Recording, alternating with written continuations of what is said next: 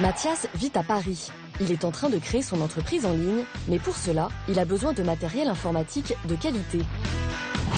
Mais ces ordinateurs professionnels ont un coût, comptez minimum 700 €.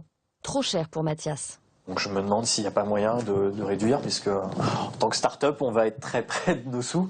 Hein, un centime, enfin pas un centime, 1 euro est 1 euro, on va dire. Alors comment faire pour obtenir des réductions? Quelles concessions doit-on faire? Comment se comporter pour bien négocier? Tal Lori est consultant en négociation. Il vient donner quelques astuces à Mathias pour obtenir les meilleurs prix. Mathias a déjà repéré un modèle d'ordinateur sur Internet, mais il préférerait l'acheter dans le magasin à côté de chez lui, pour le service après-vente notamment. Comme il est plus cher, il va devoir le négocier. Donc là, vous avez réuni pas mal d'informations, puisque vous savez évidemment le prix à l'endroit où vous voulez acheter, mais vous savez surtout à combien on peut l'avoir sur Internet. Ce qui est important sur Internet, dans la recherche que vous faites, c'est aussi de vérifier tous les services qui sont associés, et notamment toutes les caractéristiques. Il faut vraiment que vous maîtrisiez parfaitement tous ces éléments-là, quitte à les imprimer.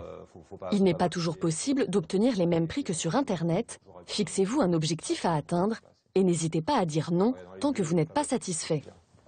J'ai retenu qu'il était moins cher sur Internet, c'est un argument que l'on va utiliser. J'ai retenu aussi que c'est un produit qui allait bientôt sortir de la gamme, c'est un argument que nous allons utiliser. Une fois les arguments choisis, il faut les utiliser.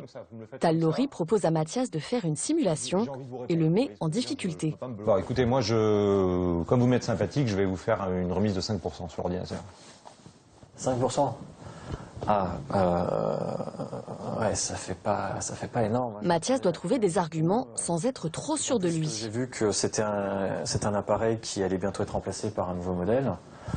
Donc voilà, je pensais que, comme il est en fin de vie, vous pourriez peut-être faire plus que 5%. Mathias joue sur le modèle et propose en plus d'acheter des accessoires. Je suis prêt aussi à acheter le pack office chez vous. Hein, voilà, vous êtes à côté de chez moi et je serai amené à acheter d'autres choses aussi.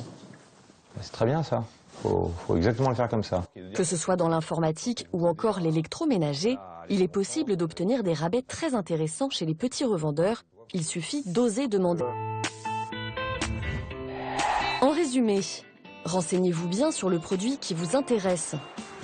Fixez-vous un objectif de prix à atteindre et n'hésitez pas à dire non si l'offre ne vous convient pas. Préparez vos arguments pour convaincre le vendeur et proposez de faire des efforts vous aussi en échange d'un geste commercial.